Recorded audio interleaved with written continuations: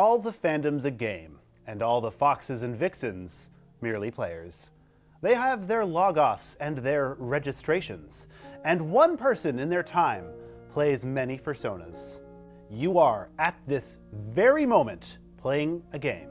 The largest, longest running, and probably the strangest game in the world's history. Furry. The furry fandom is a game so vast, so widely played, that we hardly even notice the forest for the furries. I am your host, Arrkay, and sliding into your DMs whispering, DURP is culturally effed.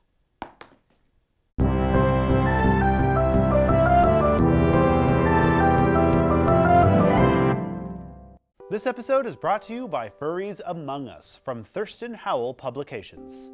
The script is adapted from the essay Furry, the World's Largest Game by our own staff writer, Tempo, in the upcoming third volume of the series. The Furries Among Us features insightful takes from some of the most prominent members of the furry fandom, including Kyle Gold, Mary Lode, and Patcho Fur. You can find the link to buy it in print or ebook in the description. This episode is also dedicated to the memory of Fred Patton. Why is Furry a game? What makes Furry a game? Is there an instruction manual or a colorful box with maps and minis? 20th century French sociologist Roger Caillois defines a game as having the following 6 attributes. A game has rules. You agree to different rules than you would in real life. A game needs a venue. You play it in a specific context. It needs uncertainty. You can't say how it will go, as in chance, random outcomes, or how different players might have different play styles. Games are frivolous. You don't play them to survive. You do it for the entertainment, to waste time. That is unless, of course, you are one of the elite few who do manage to scrape a living playing in professional leagues, or maybe you're just hilarious to listen to while you play in a live stream. Moving on, games create a shared fictional reality. You agree that chess pieces are army units, or your navy is at sea at battleship. Most importantly, games are for fun. You do it for the positive emotions it brings and the connections it cultivates with your friends and family. Ugh. Wait now, you might be thinking about that first point. Furry has rules? Yes, dear viewer, the game of Furry has rules, and we're not talking about a website or FurCon's code of conduct. The 3 primary rules of Furry are: 1. Imagine animals can talk and have other anthropomorphic properties. 2. Imagine everybody is a talking animal, including you. Best yet, you are your favorite talking animal. Rule number 3, don't break the magic. That is, don't ruin the suspension of disbelief, even if you don't have a colorful avatar or costume. These might not seem like the rules to a game at first glance, but picture this. You and your furry friends are hanging out casually, saying things like, "You foxes overthink everything. Of course the otter wants sushi. Ravens are just so goth." Normal furry banter. If you've been in the fandom a while, you've probably heard so much that it barely registers as roleplay anymore. Just another part of regular conversation with your close friends. And then some non-furry walks in and looks at you all like you're entirely bonkers. He refuses to play along. Worse, he reminds you out loud over and over that all of you are human beings. Not animals, not anthro-animals, humans. And he refuses to let the matter drop. What a jerk, right? But wait, why do you care what that killjoy said? Shouldn't you all be able to just continue scritching your friends and pretending they're fennecs? What gives? It's because you are all having a good time playing a game, and then he ruined it. You and your friends were enjoying something akin to a laid-back game of Mario Kart until he walked by and metaphorically unplugged the console.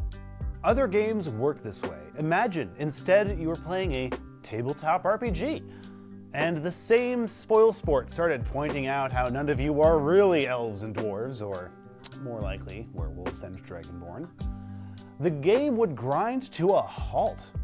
That's because someone broke the magic, ended the suspension of disbelief. Yeah, we obviously know that no one here is a giant talking rabbit, but where's the fun in acknowledging that? When and where do furries roleplay? The venue for Furry RP is just about any time we talk to each other casually, socially, or intimately. You probably don't start business meetings by grabbing your boss's shoulders and saying, "Pouncins, you kittykins!"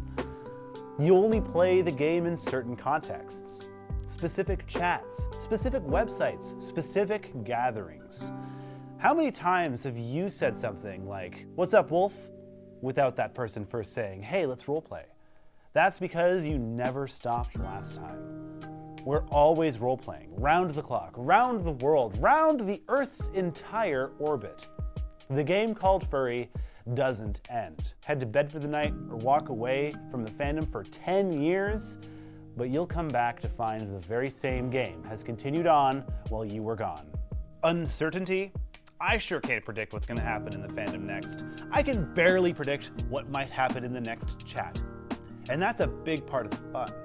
I'm constantly surprised by the art, the stories, and the antics generated by any given group of furries. Does Furry offer Frivolity?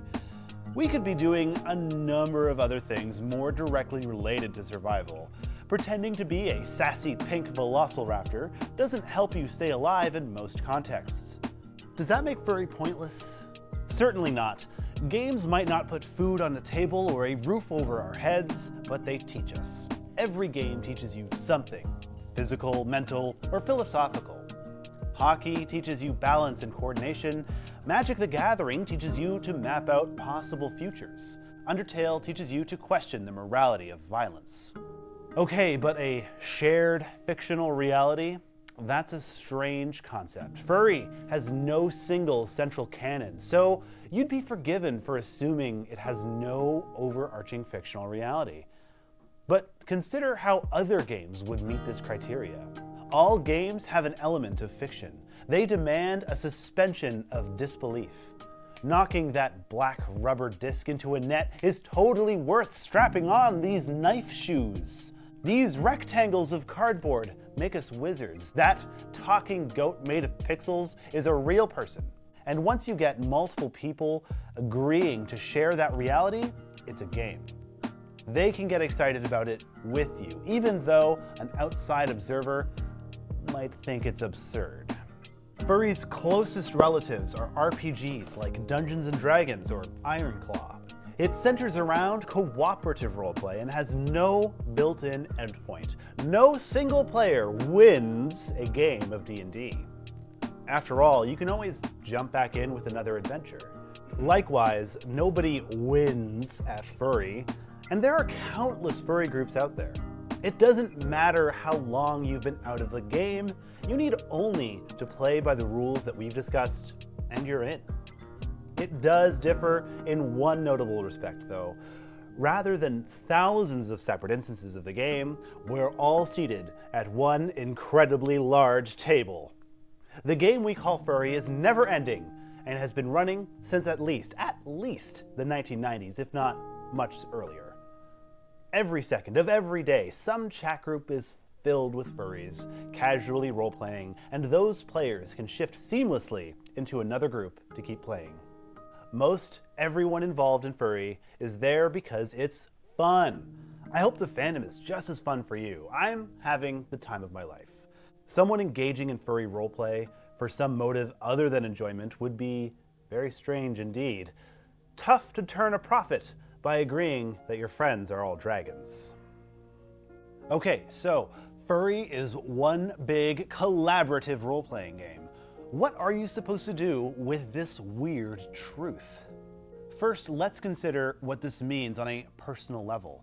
If Furry is a game, then we can recognize that it's okay to switch it off for the sake of work life or even home life. You shouldn't feel guilty for skipping out on some fun conversation to prep for your next job interview. And we can't just consider the upsides. If furry is a game, then some people can get so into it that they let real-life responsibilities slide. Spending all your spare time, energy, and money on furry can mean you just don't have much left over for advancing professionally or building and maintaining a romantic relationship. Just as some people get addicted to MMORPGs like the World of Warcraft, it's important to maintain a balance in your life. But on a wider cultural level, what should you do with the fact that furry is some gigantic role-playing game? Well, roll with it! Enjoy it, be okay with it. Every culture in history has played games. It's good for your sanity, it's exercise for your imagination, and it's part of our nature to play. And with the advent of the internet and the rise of a global culture of talking animal people, there's always somebody to play with. You're engaging in something unprecedented in history, and it's undeniably positive, as it brings people together. It would be hard to imagine supporting a war against a country where your furry roleplay friends live. And, on a personal level, it brings fun and even confidence to millions. Not bad for a bunch of folks pretending to be talking animals. Let us know down in the comments how you use roleplay within the fandom. Casually, socially, in person, or online. If you roleplay intimately, that's great and it can be a really healthy sexual expression. But please spare us the details in the comments section. That is your own private business. Rusty and Underbite will share some of their favorite comments in the next Effed update. Please check out and subscribe to my newest project all about roleplaying.